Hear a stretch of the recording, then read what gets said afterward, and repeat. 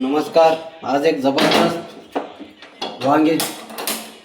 वांग्याची भाजी बनवू, एकदम जबरदस्त. इथे घेतले आपण कांदे, एक कांदा आहे आणि एक खोबर आहे, एक ठोकळा खोबर आहे. याला चांगलं व्यवस्थित भाजून घेऊ.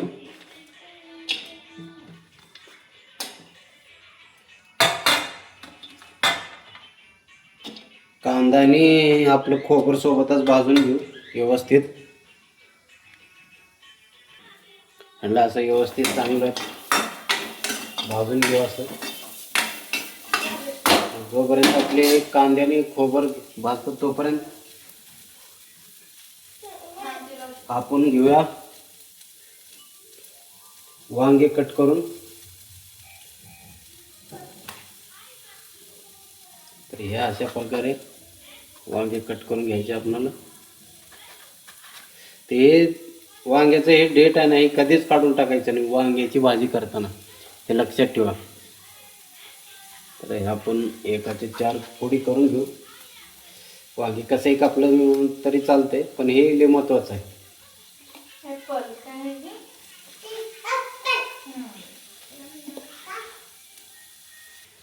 तर हे आपण असं छानपैकी वांगे कापून घेतले. एकदम एक वांग्याचे 4 पीस, 4 फोड करून घेतले. आता चला, तर तोपर्यंत आपल्या इथं कांदा आणि खोबर पण भाजणं चालू आहे. थोडंफार काळं पडलं की काढून घ्यायचे. तर एकदम जबरदस्त भाजी होईल.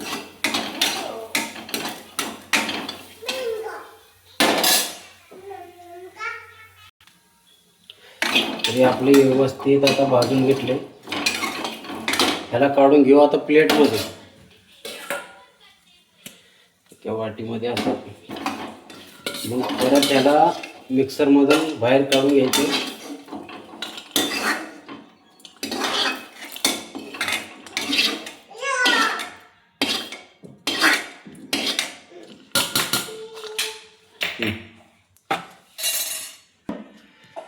तर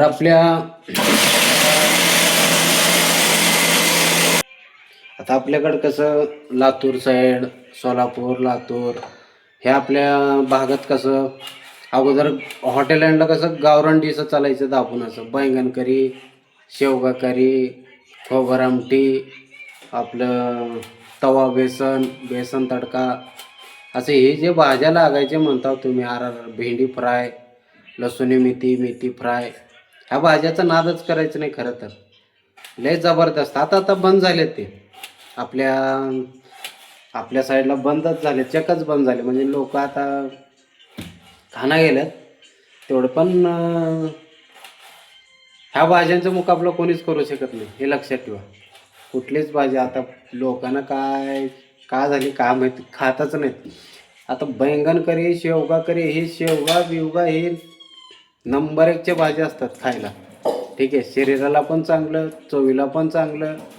शेवटी आपल्या महाराष्ट्राच्या भाज्याचा मुकाबला कोणी करूच शकत नाही, पहिली गोष्ट.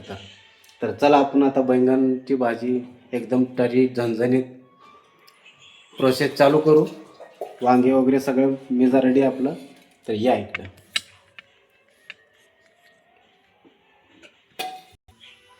चला, आता तेल ओतून घेऊ फर्स्ट क्लास.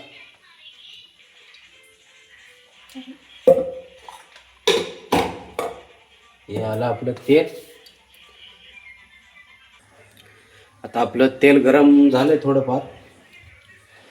हे अद्रक आणि लसूण आहे, बारीक मिक्सरमध्ये काढून घेतलं मी. त्याला आता व्यवस्थित जरा परतून घेतलं का नाही, एकदम जबरदस्त.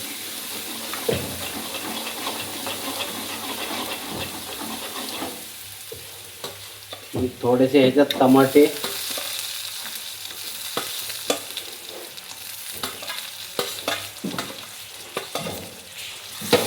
जरा व्यवस्थित. होय होय, भाजी खाल्ला का नाही तुम्ही आता झणझणीत एकदम, तुम्ही बघतच राहा आपली भाजी. व्यवस्थित परतून घ्यायचं. टमाटे आपले झाले. आता वाटण घालूया ह्याच्यामध्ये. खोबऱ्याने थोडं कांदे भाजून घेतलं होतं आपण, त्याचं वाटण घालायचं असं. या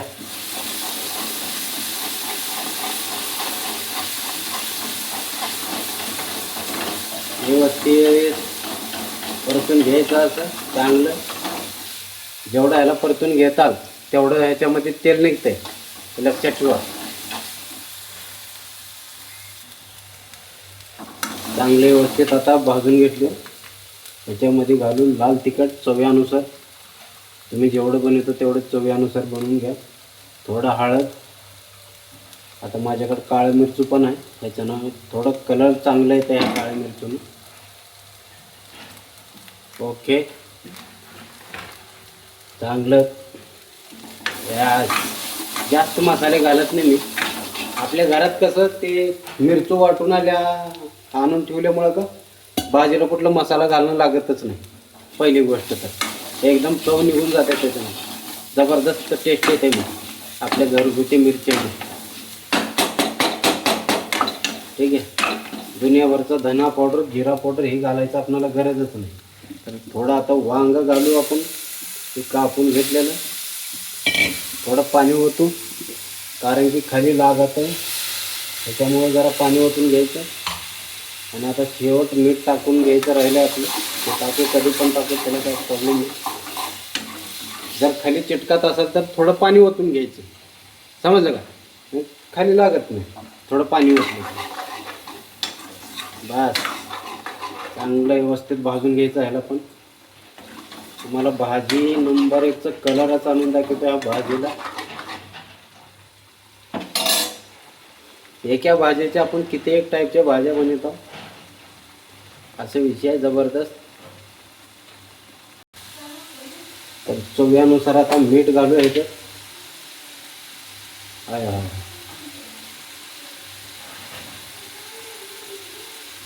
बस,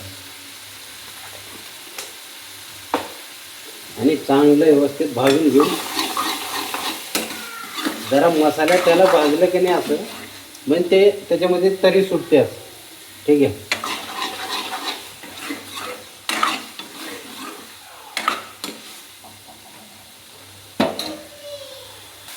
मसाला तर आपले व्यवस्थित भाजून झाले.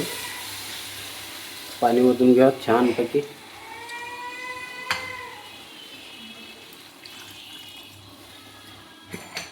तुम्ही तुमच्या आवडीनुसार पाणी घाला. तुम्हाला पातळ लागते, मिडियम घट्ट लागते, कसं लागतंय त्या हिशोबानं तुम्ही पाणी घालायचं. आता थोडं घट्टच आहे, अजून पाणी घालू. जरा पातळ असलं की नाही वांग्याची भाजी, मग खायला नंबर 1 लागते असं. बघा, बघितलं भाजीला कलर कसा आहे काय. तुम्हाला आता थोडा एक उकळी आल्यावर दाखवतो मग. तर भाजीला आपल्या छानपैकी असं उकळी आले. आता मी अजून एखादी मिनिट शिजवून घेतो ह्याला चांगलं. मग बघा तुम्ही शिजवल्यावर भाजी कसं दिसायला कसं राहते. तर बघू शकता आपली भाजी आता शिजली एकदम जबरदस्त, एकदम झकास असं मसालेदार बैंगनची भाजी झाली की नाही जबरदस्त. नाद खोळाय नाद ह्या भाजीचा. तर मित्रांनो, व्हिडिओला सबस्क्राईब करा, लाईक करा, सपोर्ट करा. जय हिंद, जय महाराष्ट्र.